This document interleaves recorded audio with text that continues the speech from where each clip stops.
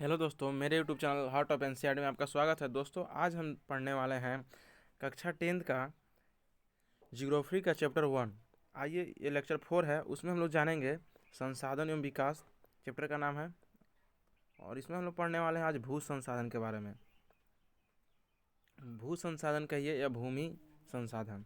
हम भूमि पर आते हैं, मतलब रहते हैं, इसी पर अनेक आर्थिक क्रियाकलाप करते हैं और अलग अलग रूप में इसका उपयोग करते हैं।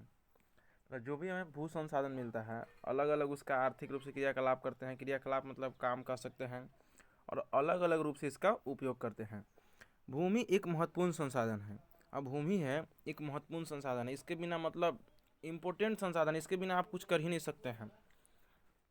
जैसे मान लीजिए इंडस्ट्री लगाना है, इंडस्ट्री इंडस्ट्री ही लगाना है, तो भूमि का उपयोग तो होगा ही होगा। तो अगर इंडस्ट्री लगाना है आपको, तो आपको भूमि चाहिए ही चाहिए। तो भूमि एक महत्वपूर्ण संसाधन है। भू संसाधन सीमित है, इसका विवेकपूर्ण उपयोग करना आवश्यक है। और यह भी जरूरी है, मतलब यह भी जानना जरूरी है कि जो भू संसाधन यानी कि भूमि जो है वो सीमित मात्रा में है, इसलिए इसका विवेकपूर्ण उपयोग करना बहुत जरूरी है। आगे पढ़ते हैं। देखिए, लैंड रिसोर्स इन इंडिया, मतलब भूमि का बंटवारा। देखिए, भूमि किस तरह से बटा हुआ है। तो 43% प्लेन है, यानी कि मैदान, प्लेन यानी कि मैदान। और माउंटेन यानी कि 30% क्या है, माउंटेन यानी कि पर्वत है। और 27% क्या है, तो पठार है। तो क्वेश्चन पूछता है यहाँ से एमसीक्यू कि भारत के टोटल भूभाग का कितना प्रतिशत मैदान, मतलब कितना परसेंट मैदान भाग में फैला हुआ है। तो 43%, 43%। आप इसको याद रखेगा। तो कितना मैदान को 43% बंटवारा में रखा गया है, 30% पर्वत को, 27% पठार हैं पूरा भारत के भूभाग में। तो इस टाइप से आप समझे होंगे। अब आगे हम लोग बढ़ते हैं भू उपयोग।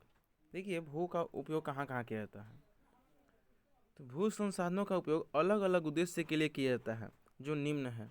पहला वन लगाने में किया जाता है, और दूसरा कृषि के लिए। अब ज़्यादा से ज़्यादा इम्पोर्टेंट चीज़ देखे होंगे कि कहाँ कहाँ किया जाता है। तो ये तो वन लगाने में जंगल देखे होंगे, और कृषि खेती के लिए किया जाता है। और भी इसके उपयोग हो सकते हैं। आइए समझते हैं भारत के भू उपयोग प्रारूप, मतलब भारत की जो भूमि है उसका प्रारूप कैसे कैसे, मतलब उसका यूज किया जाता है। भू उपयोग निर्धारित करने वाले तत्व भौतिक कारक, जैसे कि भू आकृति, जलवायु और मृदा के प्रकार। जलवायु और मृदा के प्रकार के आधार पर भी भू उपयोग किया जाता है। मानवीय कारक, जैसे जनसंख्या घनत्व, प्रौद्योगिक क्षमता, संस्कृति और परंपराएं इत्यादि शामिल हैं। मानवीय कारक में जो मतलब हम लोग हैं। और भौतिक कारक मतलब कि वातावरण से प्राकृतिक रूप से जो मिला हुआ है। भारत की कुल भौगोलिक क्षेत्रफल 32.8 लाख वर्ग किलोमीटर है, परंतु इसके 93 भाग के ही उपयोग आंकड़े उपलब्ध हैं। जो कि अगर मान लीजिए अगर 32.8 लाख 100% है, तो हमको कितना मिला हुआ है, मतलब उसकी जानकारी कितना है, 93%। 93% भाग ही हमको मतलब पता है, क्योंकि जो 7% भाग है वो कहीं ना कहीं कब्जा किया हुआ है अलग देशों का। तो आप इस प्रकार से समझ सकते हैं। हम लोग आगे बढ़ते हैं। अब जानेंगे भूमि निम्नीकरण। देखिए, भूमि निम्नीकरण क्या होता है। तो भूमि मतलब निम्नीकरण मतलब समझिएगा, भूमि मतलब तो आप समझ रहे हैं कि भूमि, जमीन, मिट्टी। लेकिन निम्नीकरण मतलब समझिए कि निम्नीकरण का अर्थ होता है, एक तरह से कह सकते हैं, खराब। अब भूमि का खराब होना ही भूमि निम्नीकरण कहलाता है।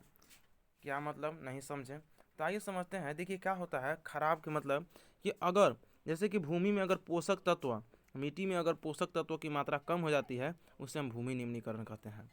देखिए, पेड़ पौधे तथा फसलों की वृद्धि के लिए आवश्यक प्राकृतिक तत्वों की कमी होना भूमि निम्नीकरण कहलाता है। आप भूमि निम्नीकरण को समझे होंगे। पोषक तत्वों की कमी होना क्या कहलाता है, भूमि निम्नीकरण कहलाता है। या प्राकृतिक तत्व कहिए या पोषक तत्व कहिए। भूमि निम्नीकरण कम करने के उपाय।